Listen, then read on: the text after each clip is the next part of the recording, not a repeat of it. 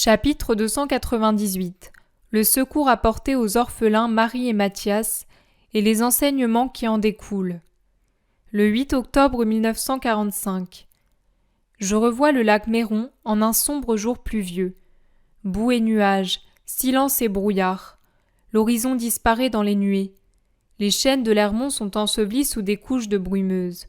Mais de cet endroit, un plateau surélevé situé près du petit lac tout gris et jaunâtre à cause de la boue des milliers de ruisseaux bien remplis, et en raison du ciel encombré de novembre, on découvre bien ce petit miroir d'eau alimenté par le Jourdain supérieur, qui en débouche ensuite pour alimenter l'autre lac, plus grand, de Génézareth.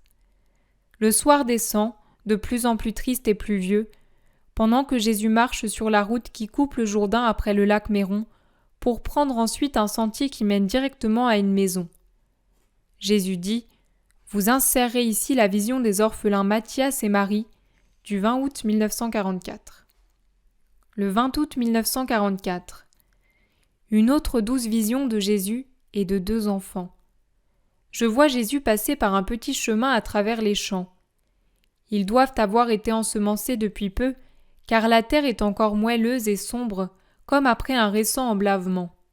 Jésus s'arrête pour faire une caresse à deux enfants, un garçon de pas plus de 4 ans et une fillette qui peut en avoir 8 ou 9. Ce doit être des enfants très pauvres, car ils ont 2 misérables petits vêtements déteints et même déchirés, et une petite figure triste et souffrante. Jésus ne demande rien. Il se contente de les regarder fixement, tout en les caressant. Puis il se hâte vers une maison au bout du petit chemin. C'est une maison de campagne bien tenue, avec un escalier extérieur qui monte jusqu'à la terrasse, sur laquelle se trouve une tonnelle de vigne, maintenant dépouillée de grappes et de feuilles. Seules quelques dernières feuilles déjà jaunies pendent et bougent sous le vent humide de cette maussade journée d'automne. Sur le parapet de la maison, des colombes roucoulent en attendant l'eau que le ciel gris et nuageux annonce. Jésus, suivi de ses disciples, pousse la grille rustique du petit mur de pierre sèche qui entoure la maison et entre dans la cour, nous dirions plutôt l'air, où se trouve un puits et dans un coin le four. Je suppose que c'est la fonction de ce débarras au mur plus sombre à cause de la fumée qui en sort maintenant et que le vent pousse vers la terre. Alertée par le bruit des pas, une femme se présente sur le seuil du débarras et à la vue de Jésus, elle le salue joyeusement et court vers la maison pour avertir. Voici qu'un homme âgé et replé se présente à la porte de la maison et se hâte vers Jésus. « C'est un grand honneur, maître, de te voir, » dit-il en guise de salutation. Jésus répond: « Que la paix soit avec toi. » Puis il ajoute: « La nuit tombe et la pluie s'annonce. Je te demande un abri et un pain pour mes disciples et moi. »« Entre, maître, ma maison est la tienne. La servante va défourner le pain. Je suis heureux de te l'offrir avec du fromage de mes brebis et des fruits de ma propriété. Entre, entre, le vent est humide et froid. » Il tient avec empressement la porte ouverte en s'inclinant au passage de Jésus. Mais ensuite, il change subitement de ton pour s'adresser à quelqu'un qu'il voit, et il dit avec colère: « Tu es encore là ? Va-t'en, il n'y a rien pour toi. Va-t'en, tu as compris ? Ici, il n'y a pas de place pour les vagabonds. » Et il murmure entre ses dents: « Et peut-être aussi des voleurs comme toi. » Une petite voix plaintive répond: « Pitié, Seigneur, un pain au moins pour mon petit frère, nous avons faim. » Jésus, qui était entré dans la vaste cuisine égayée par un grand feu qui fait office de lampe, s'avance sur le seuil. Son visage est changé, sévère et triste, il demande non pas à l'hôte, mais en général, il semble interroger l'air silencieuse, le figuier dépouillé, le puits sombre.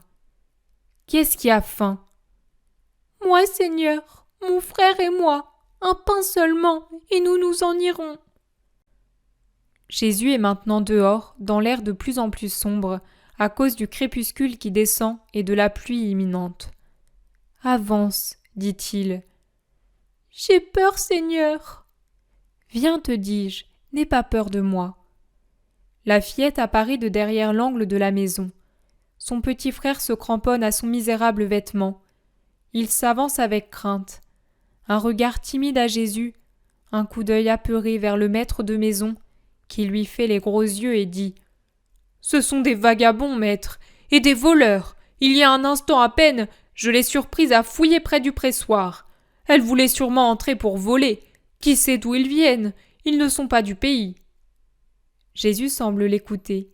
Il regarde très fixement la fillette au petit visage pâle et aux tresses défaites, deux nattes qui lui tombent sur les oreilles, attachées au bout avec 2 morceaux de chiffon. Mais le visage de Jésus n'est pas sévère. Il est triste, mais il sourit pour encourager la pauvre petite. « Est-ce vrai que tu voulais voler ? Dis la vérité. »« Non, Seigneur, j'avais demandé un morceau de pain parce que j'ai faim. On ne me l'a pas donné. J'ai vu une croûte huilée là par terre près du pressoir et je suis allée la ramasser. J'ai faim, Seigneur. Hier on m'a donné un seul pain et je l'ai gardé pour Mathias. Pourquoi ne nous ont-ils pas mis dans le tombeau avec maman ?» La fillette sanglote désespérément et son frère fait comme elle. « Ne pleure pas. » Jésus la console d'une caresse et il l'attire à lui. « Réponds, d'où es-tu » ?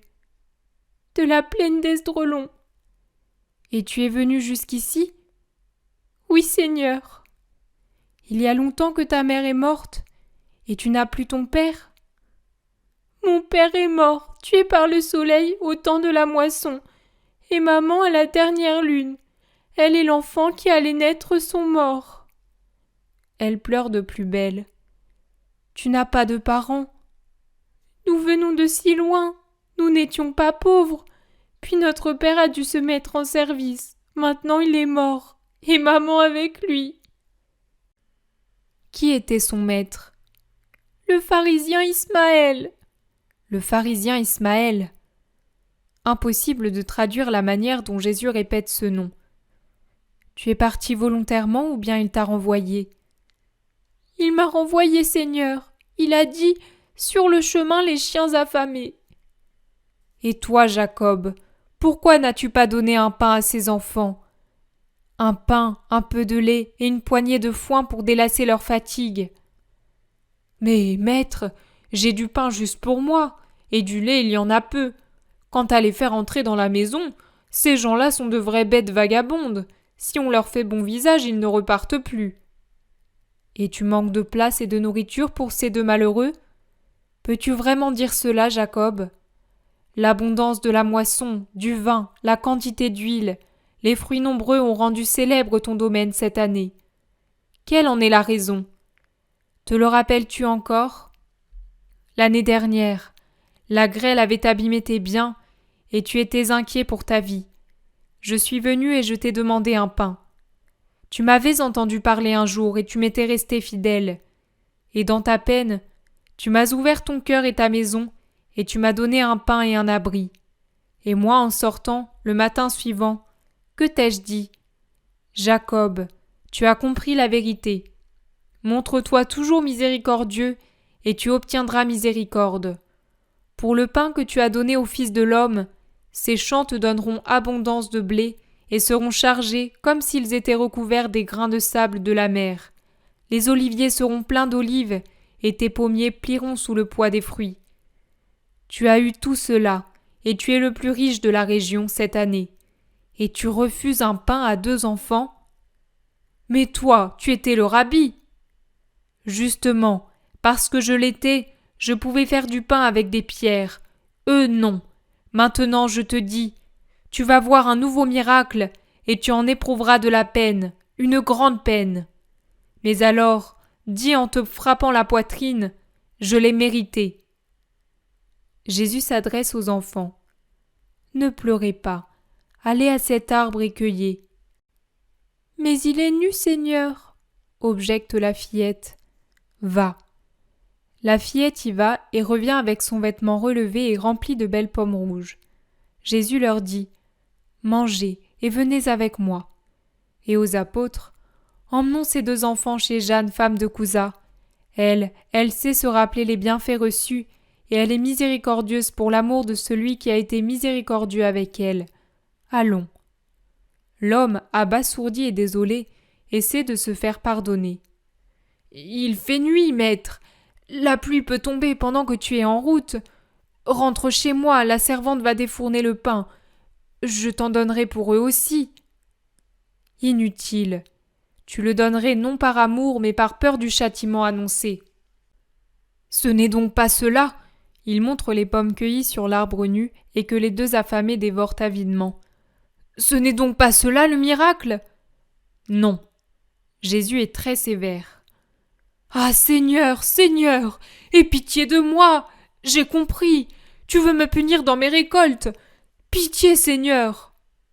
Ce ne sont pas tous ceux qui m'appellent Seigneur qui me posséderont, car ce n'est pas par la parole, mais par les actes que l'on montre de l'amour et du respect. Tu auras la pitié dont tu as fait preuve.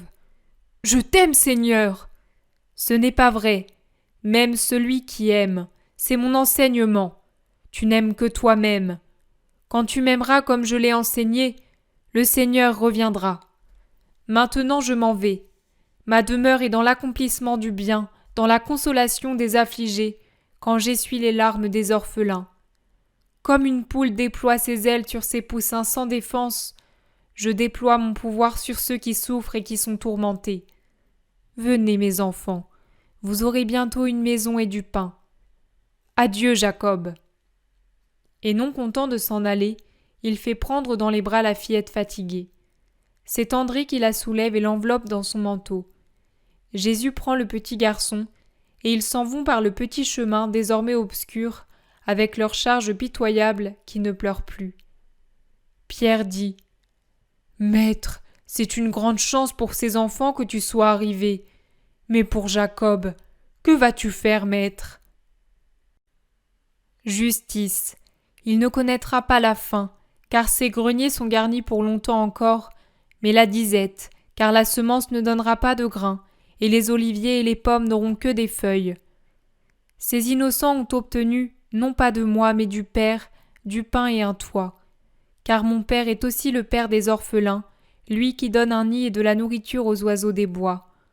Eux pourront dire, et tous les malheureux avec eux, les malheureux qui savent rester pour lui, des fils innocents et affectueux, que dans leurs petites mains Dieu a mis la nourriture, et qu'avec un soin paternel, il les conduit sous un toit hospitalier. La vision se termine, et il m'en reste une grande paix. Jésus dit « Ceci est spécialement pour toi, âme qui pleure en regardant les croix du passé et les nuages de l'avenir. Le Père aura toujours un pain à mettre dans ta main et un nid pour recueillir sa tourterelle plaintive. Pour tous, ce passage enseigne que je sais être le Seigneur avec justice. Mais on ne me trompe pas et on ne me flatte pas par quelque respect mensonger. Qui ferme son cœur à son frère, le ferme aussi à Dieu et Dieu à lui. C'est le premier commandement, ô homme, l'amour et l'amour.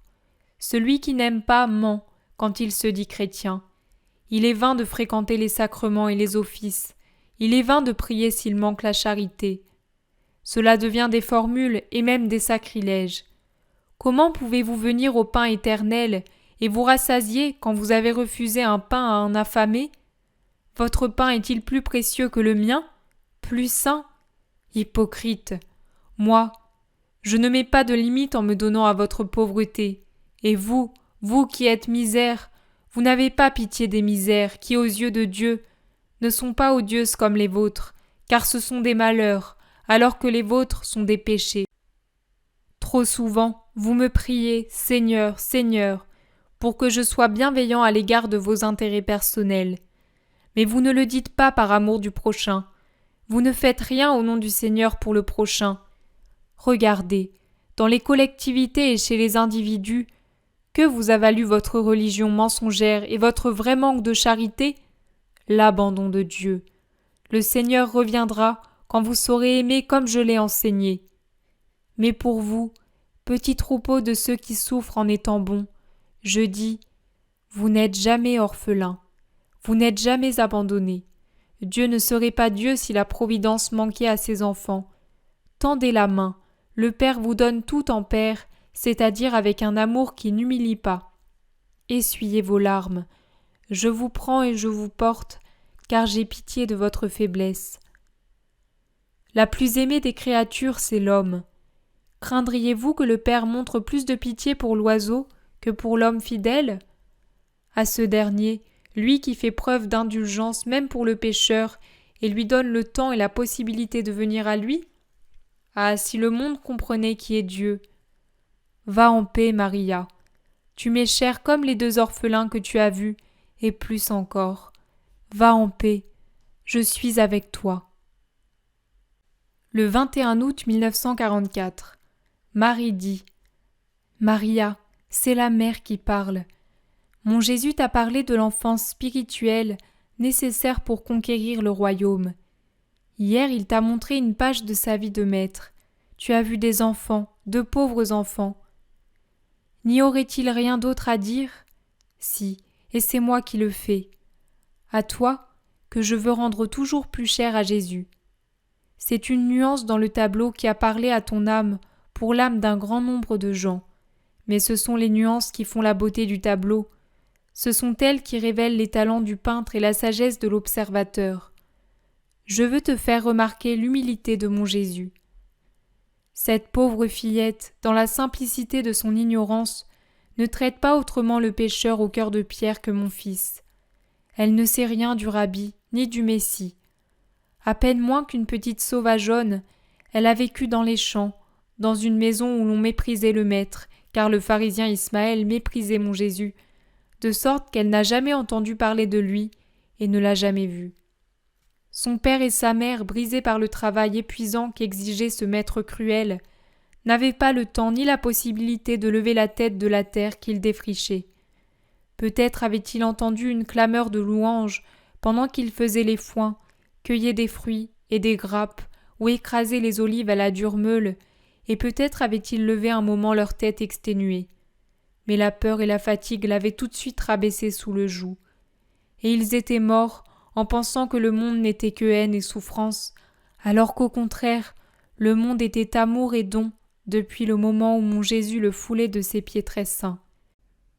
Esclaves d'un maître sans pitié, ils sont morts sans avoir rencontré une seule fois le regard et le sourire de mon Jésus, ni entendu sa parole, qui donnait à l'âme une richesse grâce à laquelle les indigents se sentaient comblés, les affamés rassasiés, les malades en bonne santé, ceux qui souffraient consolés. Eh bien, Jésus ne dit pas « Moi qui suis le Seigneur, je te demande de faire cela ». Il garde son anonymat. Et la petite, ignorante au point de ne pas comprendre même devant le miracle du pommier dépouillé de ses feuilles qui charge une de ses branches de fruits pour apaiser leur faim, continue de l'appeler Seigneur, comme elle appelait Ismaël son maître et le cruel Jacob. Elle se sent attirée par ce bon monsieur, parce que la bonté attire toujours, mais rien de plus. Elle le suit avec confiance, elle l'aime immédiatement, instinctivement, pauvre petit être perdu sur terre et dans l'ignorance voulue par le monde, par le grand monde des puissants et des jouisseurs, qui veulent tenir dans l'ombre les inférieurs pour pouvoir les torturer plus aisément et les exploiter plus odieusement. Elle saura par la suite qui était ce Seigneur, pauvre comme elle, sans maison ni nourriture, sans mère, parce qu'il avait tout quitté pour l'amour de l'homme. Et même pour ce petit bout d'être humain qu'elle était, pauvre créature de fillette, ce Seigneur qui lui avait donné des fruits miraculeux, il voulait effacer de ses lèvres et de son cœur l'amertume de la méchanceté humaine qui crée la haine des malheureux contre les puissants, grâce à un fruit du Père, pas par un quignon de pain offert tardivement et qui pour elle aurait toujours eu le goût de la dureté et des pleurs. Vraiment, ces pommes rappelaient les fruits du paradis terrestre, fruits venus sur la branche pour le bien et pour le mal. Ils auraient marqué la rédemption de toutes les misères, d'abord celle de l'ignorance de Dieu, pour les 2 orphelins, et manifesté le châtiment pour celui qui, connaissant déjà la parole, avait agi comme s'il ne la connaissait pas. Elle saura ensuite, par la femme de bien qui l'accueillit au nom de Jésus, qui était Jésus. Pour elle, il fut plusieurs fois sauveur, de la faim, des intempéries, des périls du monde, de la faute originelle. Mais elle a toujours vu Jésus dans la lumière de ce jour, et il est toujours apparu comme le bon Seigneur, d'une bonté de conte de fées, le Seigneur qui faisait des caresses et donnait des cadeaux. Le Seigneur, qui lui avait fait oublier qu'elle n'avait plus ni père ni mère, ni toit ni vêtements, parce qu'il avait été bon comme un père et doux comme une mère, et qu'il avait donné un nid à leur fatigue, une couverture à leur nudité, avec sa poitrine et son manteau et celui des autres gens de bien qui étaient avec lui. Cette douce lumière paternelle n'a pas péri sous le flot de ses larmes, même lorsqu'elle a su qu'il était mort torturé sur une croix, et pas davantage lorsque, petite fidèle de la première Église, elle a vu ce qu'était devenu le visage de son Seigneur, sous les coups et les épines, et après avoir réfléchi comment il est maintenant au ciel, à la droite du Père. Une lumière qui lui a souri à sa dernière heure sur la terre, en la conduisant sans crainte vers son Sauveur. Une lumière qui lui a souri encore d'une manière si ineffablement douce dans la splendeur du paradis. Toi aussi, Jésus te regarde comme cela. Considère-la toujours comme ta lointaine homonyme et sois heureuse de l'amour que mon Fils te porte. Sois simple, humble et fidèle, comme la pauvre petite Marie que tu as connue. Vois où elle est arrivée, bien qu'elle fût une pauvre petite ignorante d'Israël, sur le cœur de Dieu. L'amour s'est révélé à elle comme à toi, et elle est devenue savante de la véritable sagesse. Aie foi, reste en paix. Il n'est pas de misère que mon Fils ne puisse changer en richesse, et il n'est pas de solitude qu'il ne puisse combler, comme il n'y a pas de manquement qu'il ne puisse effacer. Aucun passé n'existe plus lorsque l'amour l'annule, même un horrible passé. Veux-tu craindre, toi, alors que le larron Dismas n'a pas craint ? Aime et n'aie peur de rien. Ta mère te quitte avec sa bénédiction.